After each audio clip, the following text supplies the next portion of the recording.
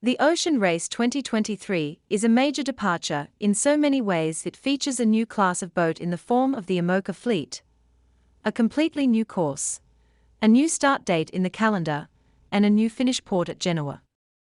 In terms of what happens on board, this race features the smallest crew numbers ever to take on what is regarded as the World Championship of fully crewed ocean racing.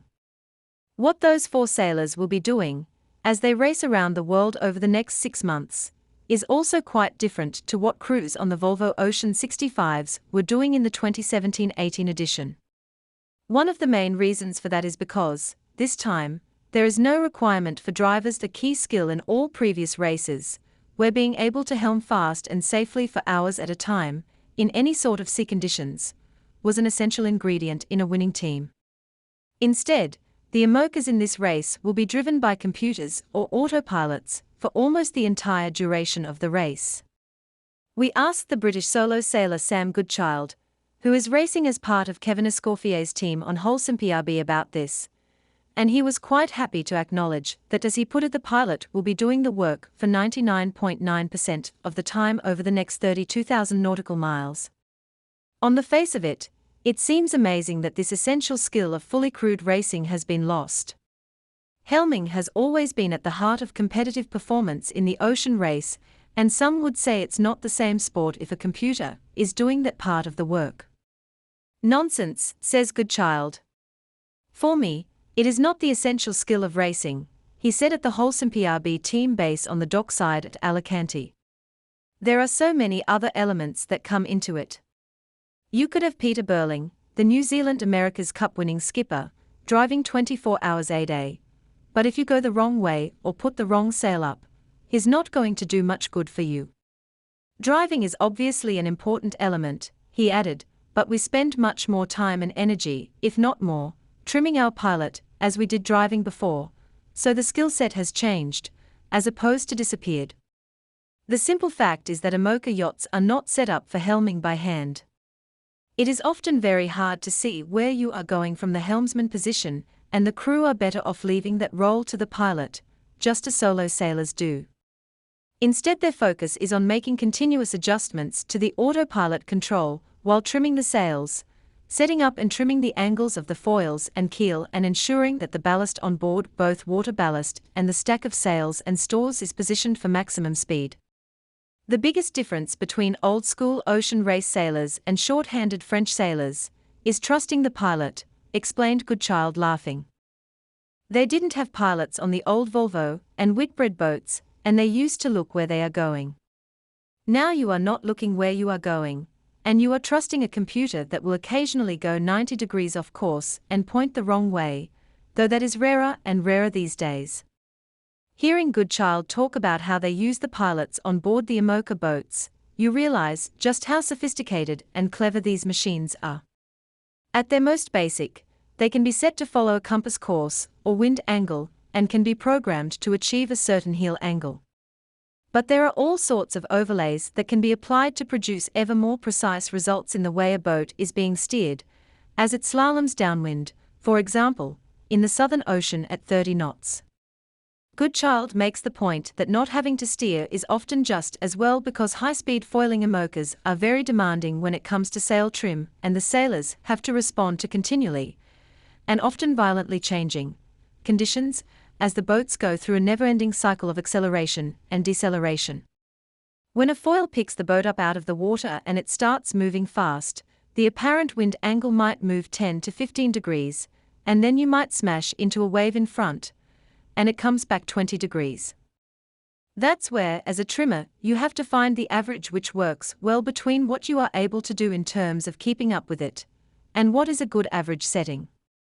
Because you can't possibly ease 2 meters of traveller and mainsheet every time you come into a wave, and then winch it all back on again as you pick up speed, he said. Fellow Briton Will Harris on Team Malizia argues that the way this generation of IMOCA sailors will use their pilots in the ocean race is just another form of driving.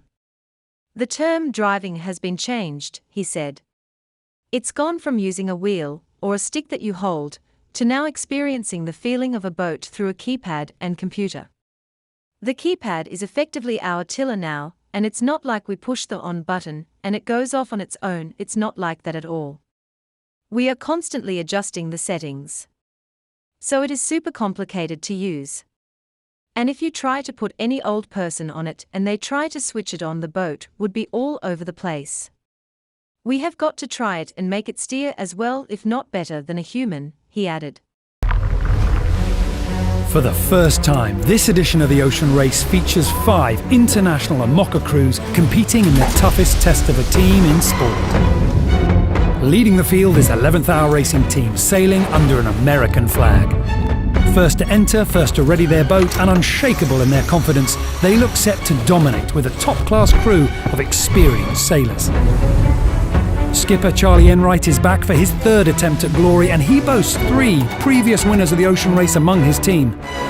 On paper, 11th Hour Racing Team have everything needed to be victorious. Will it be their year? Team Holland PRB is skippered by another sailor returning to the race, Kevin Escoffier. The Frenchman has competed twice before, winning the last edition on board Dongfeng Race Team. He's no stranger to adventure, abandoning his sinking yacht in the Southern Ocean during the 2020 Vendée Globe. But since that close call, Escoffier has put in thousands of miles offshore, and he's backed up by a crew of tough and fast sailors with a lot to prove. With a background in engineering, Escoffier has the intellect and the winning experience to be a contender again this time. Hailing from Germany and always sailing with a smile is Boris Herrmann and Team Malizia. Their new IMOCA has turned heads with a design that caters for the wild conditions of the Southern Ocean. The crew list features a tight-knit international mix of rookies and experience, such as French navigator Nico Lundven, back for his 3rd go at the Ocean Race. Cheered on by their passionate fans, Team Malizia set out to prove you can win and have fun. Guyot Environment Team Europe won the Ocean Race Europe in 2021 on an old design with great crew work, skill and favourable weather conditions. Unable to rely on just their wits for the Round the World race, they're back with a foiling boat with Vendée Globe pedigree. Benjamin Detrue and Robert Stanjek have proven themselves in offshore sailing in the Olympics. But experience in this race comes from Annie Lush and Tamara Echegoyen, who have lapped the world before. Biotherm's Paul Meyer is a proven IMOCA heavyweight. He won the Route de Rhum in 2018 and in 2021 was victorious in the Fastnet, the Défi Azamut, and finished as a IMOCA champion. His boat stretches performance close to breaking point, so his team will need to manage risk and reward. While few of the crew can boast experience in the Ocean Race, there's enough Vendée Globe, Olympic and foiling talent among the sailors to make this team an explosive combination. 5 elite teams, 7 challenging legs, 1 fascinating contest. Hi, ik ben Rosalin Kuiper en ik ben een Nederlandse zeilster. Just for you. Okay. Hi, my name is Rosalin Kuiper and I'm a Dutch sailor. Good morning! Another beautiful morning in France. I will give you a little tour. Since 2 months actually, I live in my camper van here in France, in Arradon, where we're building the boat. And yeah, in COVID time I built this van. Oh man, it is so nice.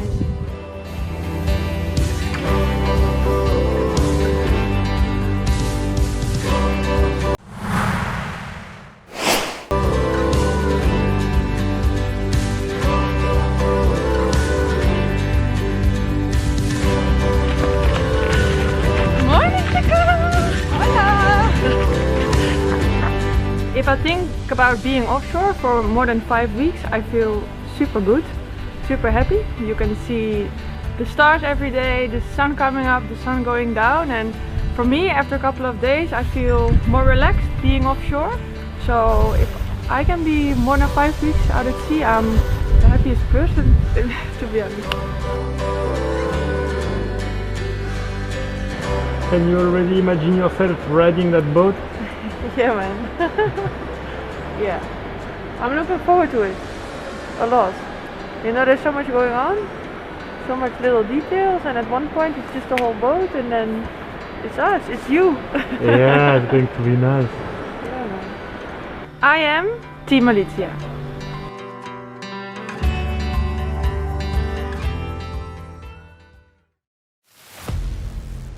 On the 15th we're gonna start from Alicante in Spain. The start, the 2 or 3-4 days will be in the Mediterranean. It has been a long journey, a lot of work, very proud of what the whole Team PRB team have been able to achieve. The hardest part will be the beginning. It's gonna have a few challenges, you know, we need to get out of the Mediterranean, go through Gibraltar. It's a short leg into the Atlantic Ocean, down to the Cape Verde Islands. And the Cape Verde Islands, they lie in a belt of reliable, strong winds, the northeast trades. I think very hard could be to be stuck in Gibraltar and see other boats sneaking through and there's no wind and the current is always against you. And if other boats get ahead and they go out and catch the trades and you're still stuck. We need to be careful because it's a coastal race. Our IMOCAs are not really built to sail in light wind. But it will be a very interesting leg. Whoever reaches the trade winds first has a good chance of winning this leg. It'll be an opportunity for everyone to stretch their legs, you know, to see what these boats can do and to see top-end boat speeds. You know, you want to do well, you're going offshore, you never really know exactly what you're expecting. You know, race starts will be still butterflies in the stomach. We are 5 different IMOCA, and in IMOCA you can't take the same strategy because your boat is different than the others. Yeah, it's interesting because it's a race, you know, it's not maybe not the fastest boat will be first because it's a strategy. Racing is not only the speed. And the finish in Cabo Verde is really tricky with the breeze funneling through the channels between the islands. You probably learn the most about the competition on leg 1, so it's an opportunity I think everybody's looking forward to.